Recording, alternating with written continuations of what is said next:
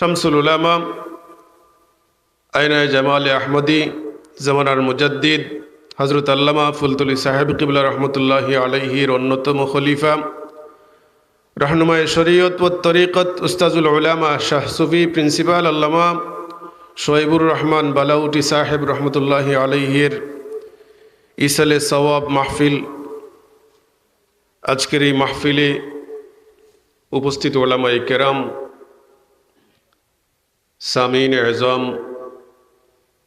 বিশেষ করে এই শেষ রাত্রিতে যারা এখানে ঠান্ডার মধ্যে বসে আছেন, জাকিরিন, মুরিদিন, মুহিব্বিন, আসলে এই যে সময়টা আছে এই সময়ে সবাই ঘুমে থাকতেন না, এখন কাউকেই সজাগ পাওয়া যেত না। কিন্তু আজকে এখানে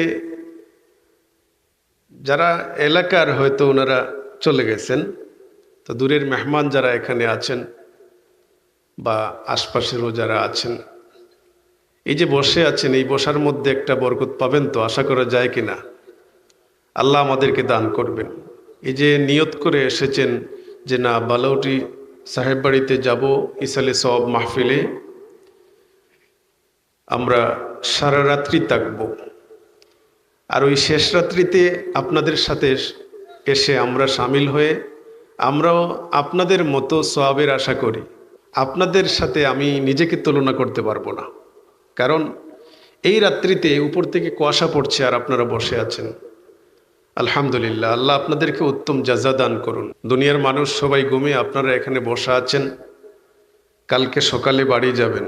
এখানে অনেক দূরের মানুষও আছেন, আমি দেখছি আমার এলাকার মানুষও, জগন্নাথপুরের মানুষও, ওই তো আমার পাশে বসা একজন আছেন। আল্লাহ বলেছেন আমরা যারা ঈমান এনেছি আমাদেরকে সম্বোধন করে বলেছেন, ইয়া আইয়ুহাল্লাযীনা আমানু, ওহে যারা ঈমান এনেছ। আমাদেরকে সম্বোধন করে বলেছেন উযকুরুল্লাহ, তোমরা আল্লাহকে স্মরণ করো, আল্লাহর জিকির করো, যিকরান কাসীরা, অধিক হারে বেশি করে জিকির করো, অধিক পরিমাণ জিকির করো। ওয়াসাব্বিহুহু, তার পবিত্রতা বর্ণনা করো, বুকরাও ওয়া আসীলা, সকালে বিকালে তার পবিত্রতা বর্ণনা করো। হাজিরিনে কেরাম, এই কথাগুলোই আমাদেরকে আমাদের বুজুর্গানে দিন সারা জীবন শিখিয়েছেন। ফুলতুলি সাহেব কিবলা রহমতুল্লাহি আলাইহি আমাদেরকে শিক্ষা দিয়েছেন, কিতাব লিখেছেন। বালাউটি সাহেব রহমতুল্লাহি আলাইহি আমাদেরকে শিক্ষা দিয়েছেন কিতাব, যদিও ওনার লিখিত কিতাব আমার হাতে নাই বা এরকম ছাপা হয় নাই, কিন্তু উনি ছিলেন কিতাবের বহর, মানে একটা বাহরুল উলুম ছিলেন, একটা ফাজিল মাদ্রাসার প্রিন্সিপাল ছিলেন। আমি ওনার মজলিসে অনেকবার বসেছি। নিজেকে খুব আড়াল করে রাখতেন, জাহির করতেন না। পীর হয়ে গেলে অনেকে আছেন না, নিজেকে জাহির করেন। বালাউটি সাহেব আলাদা এক জগতের মানুষ ছিলেন। আমি যতবার গিয়েছি ওনার কাছে, যে তিনি যে একটা মাদ্রাসার প্রিন্সিপাল, তিনি যে ফুলতুলি সাহেব কিবলার খলিফা, এরকম কোনো ভাবই তার ছিল না। ওনার সাহেবজাদেগণকে খুশি করার জন্য বলছি না, যেটা আছে সেটা বলছি।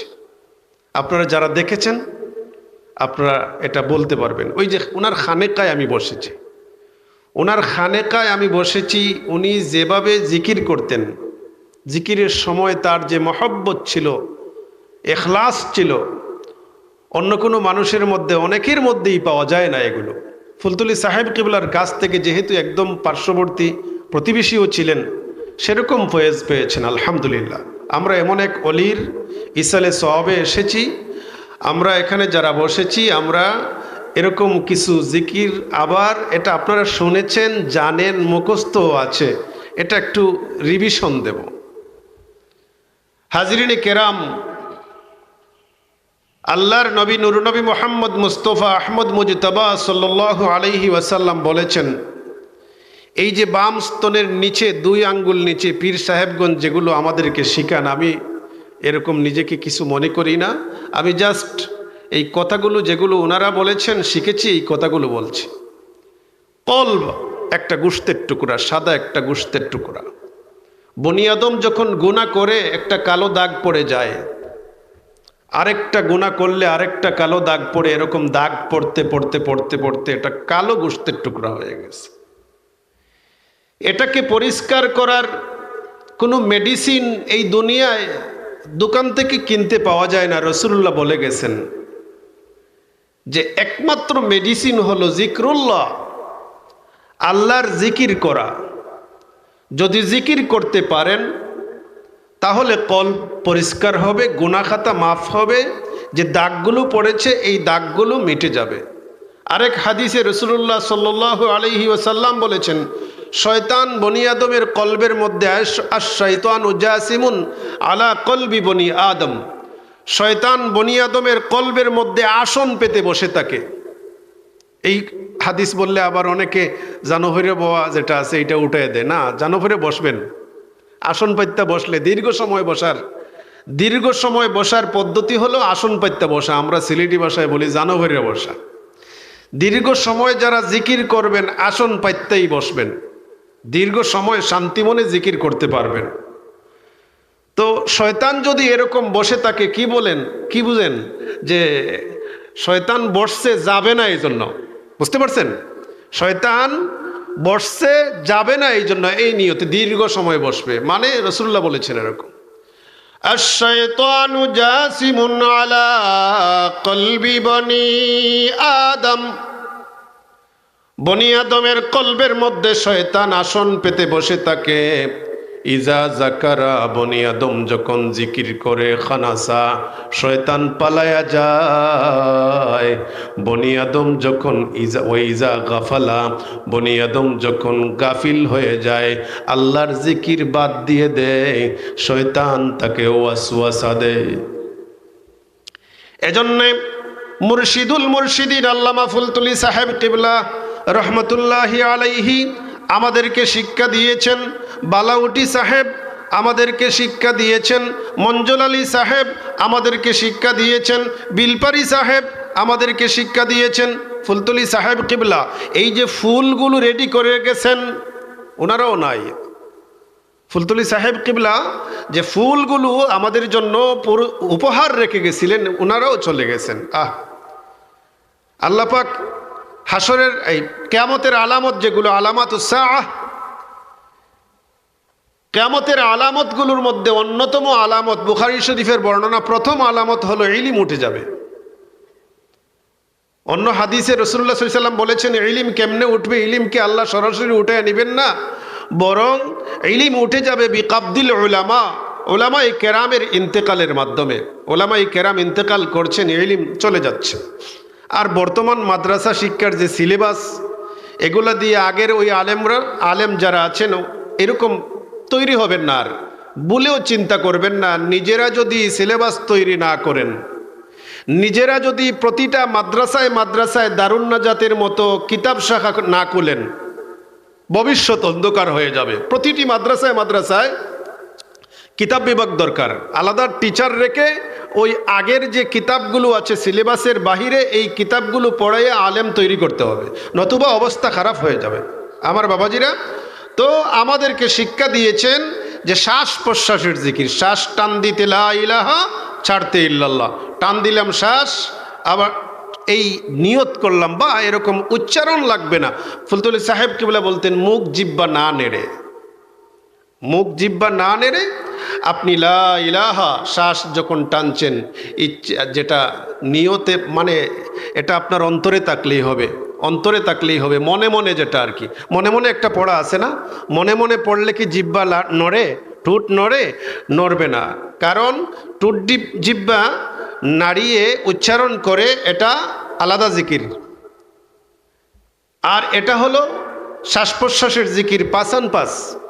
এই জিকিরের কথা বলেছেন, কেন বলেছেন? যে শ্বাস প্রশ্বাসে যখন আপনি জিকির করবেন তখন শয়তান আর এখানে বসতে পারবে না। সুবহানাল্লাহ বলেন। কারণ শ্বাস প্রশ্বাসের জিকির করিয়া আপনি অভ্যস্ত হয়ে যাবেন। আপনি আর এটা নিয়ত রাখা লাগবে না, জেহেনে রাখা লাগবে না, মুখ দিয়ে উচ্চারণও করা লাগবে না, মনে মনেও বলা লাগবে না, অটো আপনার শ্বাস উঠবে নামবে আর জিকির হবে। সুবহানাল্লাহ। শ্বাসের মধ্যে আপনার এই জিকিরটা জারি হয়ে যাবে। এই জিকিরটা যখন জারি হয়ে যাবে তখন আপনার কলবের মধ্যে শয়তান বসার কোনো সুযোগ নাই। রাসূলুল্লাহ বলেছেন ইজা জাকারা খানাসা। তাহলে আমরা শ্বাস প্রশ্বাসের জিকির করব তো? আমরা নামাজ পড়ি, নামাজের পরে রাসূলুল্লাহ সাল্লাল্লাহু আলাইহি ওয়াসাল্লাম অনেকগুলো আজকার জিকির করতেন, দোয়া পড়তেন। আমরা ফরজ নামাজের পরে দোয়া হবে কি হবে না সম্মিলিত, হাত তুল্লা সম্মিলিত মোনাজাত হবে কি হবে না, এটা নিয়ে এলাকার মধ্যে দেখা যায় বিভিন্ন এলাকায় ঝামেলা লেগে যায়। হ্যাঁ, এটা ঝামেলা লাগার কথা না, কারণ সম্মিলিতভাবে ছোট একটা মোনাজাত করা হয়, এটা একদম ছোট করে করা হয়। সহিহ হাদিসে আছে রাসূলুল্লাহ নামাজ শেষ না করে হাত উঠাতেন না। আমি দলিল দিলে কিন্তু লম্বা হয়ে যাবে, এজন্য আমি সেদিকে যাচ্ছি না। সম্মিলিত মোনাজাতের ফরজ নামাজের পর মোনাজাতের প্রমাণ আছে, কিন্তু আমরা যদি ওই যে ইমাম সাহেব হাত তুললে আল্লাহুম্মা আনতাস সালাম ওয়া মিনকাস সালাম তাবারাকতা ইয়া যাল জালালি ওয়াল ইকরাম, অথবা আল্লাহুম্মা আইন্নি আলা যিকরিকা ওয়া শুকরিকা ওয়া হুসনি ইবাদাতিক, এরকম কোনো দোয়া করিয়া শেষ করে ফেললেন, আর যদি মনে করি এটাই বোধহয় শেষ আর কিচ্ছু নাই, তাহলে কপাল পোড়া গেছে। কারণ আপনি নামাজের পরে আপনার জীবন পাল্টিয়ে দেওয়ার জন্যে, আপনার জীবন গঠনের জন্যে, আপনার গুনাহ খাতা মাফ হয়ে যাওয়ার জন্যে, আপনি জান্নাতের টিকিট পাওয়ার জন্যে, জান্নাতের সার্টিফিকেট পাওয়ার জন্যে রাসূলুল্লাহ যে আমলগুলো বলে গেছেন, এই আমলগুলো আপনি তরক করছেন, আপনি তরক করছেন। এরপর এটা নিয়ে আবার মাসআলা আছে, আমি দ্বন্দ্বের দিকে যাচ্ছি না, আমি সুন্দর করে আপনাকে বোঝাবো একদম ইজিলি, কেউ আবার আপত্তিও করতে পারবেন না, মাসআলা আমার উপর চাপাইয়ে দিতে পারবেন না। কারণ মাসআলাটা যদি ভালো করে পড়ে নেন, এটা বুঝা নেন, পরে মানুষের কাছে বললে সহজে বলা যায়। আর সামান্য এক লাইন পড়িয়ে যদি 3 লাইনের বয়ান দেন, তাহলে কিন্তু আবার এটা বোঝানো যাবে না। রাসূলুল্লাহ সাল্লাল্লাহু আলাইহি ওয়াসাল্লাম, বুখারী শরীফের হাদিস, রাসূলুল্লাহ নামাজের সালাম ফিরাইয়া একবার বলতেন আল্লাহু আকবার, নামাজের সালাম ফিরাইয়াই বলতেন আল্লাহু আকবার। বুখারী শরীফের 248 নং হাদিস। মুফতি সাহেব হুজুর ওই পূর্ব দেবারে ওই যে দক্ষিণ পাঞ্জেগানার মাহফিলে আপনি গেছিলেন না, মুফতি সাহেব হুজুরের বয়ানটা রেকর্ড আসেনি আপনার কাছে? রেকর্ড নাই? আচ্ছা, তো মুফতি সাহেব হুজুর দিনে এর পরে বোধহয় আপনি গেছেন। মুফতি সাহেব হুজুর এটা একদম ক্লিয়ার বলেছেন। আমরা তো বলি, আমরা তো একবার আল্লাহু আকবার 3 বার আস্তাগফিরুল্লাহ পড়ি, অথচ আমরা সকলে জানি না, সকলে পড়ি না। নামাজের সালাম ফিরাইয়া রাসূলুল্লাহ একবার বলতেন আল্লাহু আকবার। বলুন, একটু জুড়ে বলুন না আল্লাহু আকবার। হাদিসের রাবি আব্দুল্লাহ বিন আব্বাস রাদিয়াল্লাহু তাআলা আনহুমা, ইবনে আব্বাস, তিনি বলেন আমি আল্লাহু আকবারের ধ্বনি শুননা বুঝতাম নামাজ শেষ হয়েছে। তাইলে কি বোঝা যাইতো, কি বোঝা গেল? যে একটু আওয়াজ করে সাহাবীরা, রাসূলুল্লাহ সাল্লাল্লাহু আলাইহি ওয়াসাল্লাম সাহাবীদেরকে নিয়ে জামাতে নামাজ পড়তেন, সকলে মিলে একটু আওয়াজ করে আল্লাহু আকবার বলতেন। তাহলে ফরজ নামাজের পরে রাসূলুল্লাহ একবার আল্লাহু আকবার বলতেন। হাদিস বুখারী 248। রাসূলুল্লাহ সাল্লাল্লাহু আলাইহি ওয়াসাল্লাম এরপরে 3 বার আস্তাগফিরুল্লাহ বলতেন। কৈফিয়ত কি? আস্তাগফিরুল্লাহ কেমনে বলতেন? শুধু বলতেন আস্তাগফিরুল্লাহ আস্তাগফিরুল্লাহ আস্তাগফিরুল্লাহ। দলিল কি?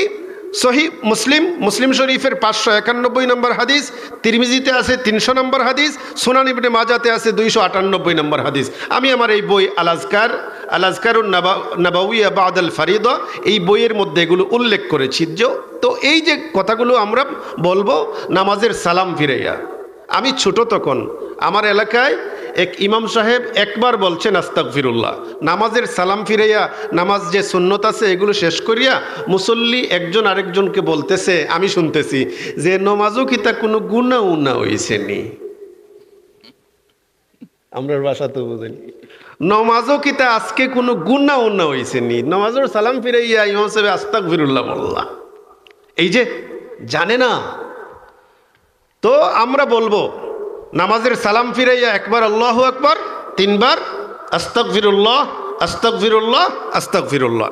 এরপর আল্লাহর রসুল সাল্লাল্লাহু আলাইহি ওয়াসাল্লাম বলেছেন এমন একটা ছোট আয়াত, যে ছোট আয়াত আয়াতুল কুরসি নামে পরিচিত।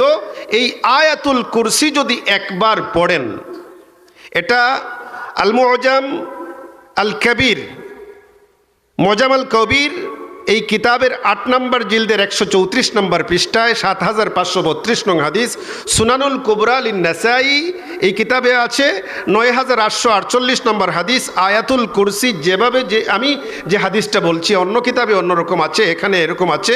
আবু উমামা আন আবি উমামাত আল বাহিলি রাদিয়াল্লাহু আনহু ক্বালা ক্বালা রাসূলুল্লাহ সাল্লাল্লাহু আলাইহি ওয়াসাল্লাম মান ক্বারা আয়াতুল কুরসি দুবুরা কুল্লি সালাতিন মাকতুবাতিন লাম ইয়ামনাহু মিন দুখুলিল জান্নাতি ইল্লাল মাউত। রাসূলুল্লাহ বলেন যে নামাজের সালাম ফিরাইয়া সাথে সাথে দুবুরি কুল্লি সলাতিন, নামাজের সালাম ফিরাইয়াই একবার যদি কেউ আয়াতুল কুরসি পড়ে, তাহলে আমার নবীজি নূর নবী মুহাম্মদ সাল্লাল্লাহু আলাইহি ওয়াসাল্লাম বলেন এই একবার আয়াতুল কুরসি পড়ার বিনিময়ে সে মারা যাবে আর জান্নাতে যাবে। সুবহানাল্লাহ। আমরা সালাম ফিরাইয়া 33 বার 33 বার 34 বার অথবা 33 বার 33 বার 33 বার আলহামদুলিল্লাহ সুবহানাল্লাহ আলহামদুলিল্লাহ আল্লাহু আকবার পড়ি।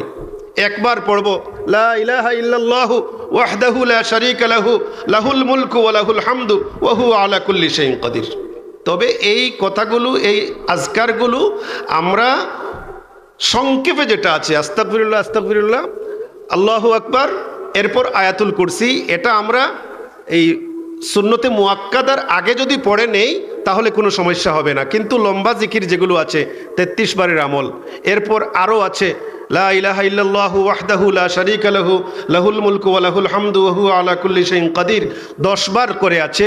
এগুলো সুন্নতে মুআক্কাদা পড়ে তারপর করব, কারণ সুন্নতে মুআক্কাদার গুরুত্ব এগুলোর থেকে আরেকটু বেশি।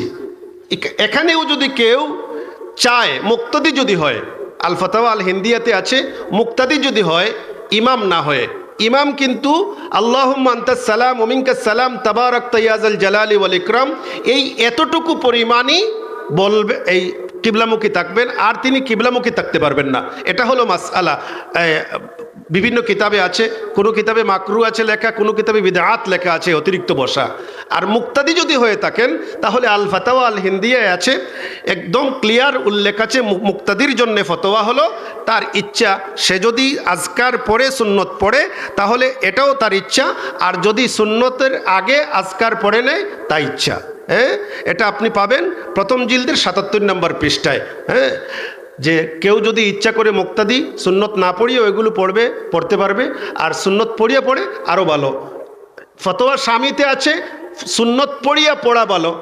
এরপর এই শাহ ওলিউল্লাহ মুহাদ্দিস দেহলভী হুজ্জাতুল্লাহিল বালিগা এই কিতাবের 2 নম্বর জিলদের 20 নম্বর পৃষ্ঠায় বলেছেন সুন্নতের আগে ভালো। তাহলে আমাদের আকাবির যারা আছেন ওনারা আমাদেরকে বলেছেন যে ছোটো যেগুলো এগুলো আগে পড়ে নেব, আর বাদবাকি যেগুলো বড় আছে যেমন সুবহানাল্লাহ 33 বার, আলহামদুলিল্লাহ 33 বার, আল্লাহু আকবার 33 বার, লা ইলাহা ইল্লাল্লাহু ওয়াহদাহু লা শারীকা লাহু লাহুল মুলকু ওয়া লাহুল হামদু ওয়া হুয়া আলা কুল্লি শাইইন কাদির, এটা একবার, এটা সুন্নতে মুআক্কাদা পড়ব। আল্লাহ আমাদেরকে তৌফিক দান করুন। আমরা যেন নামাজের পরে বসে, নামাজ সুন্নতে মুআক্কাদা পড়ে একটু বসে যেন একটু জিকির আজকার এগুলো করি প্রত্যেক দিন, তাহলে নামাজ আমাদেরকে ফায়দা দেবে, নামাজেও ফায়দা দেবে, জিকিরের মাধ্যমে আমরা আল্লাহর নৈকট্য লাভ করতে পারবো।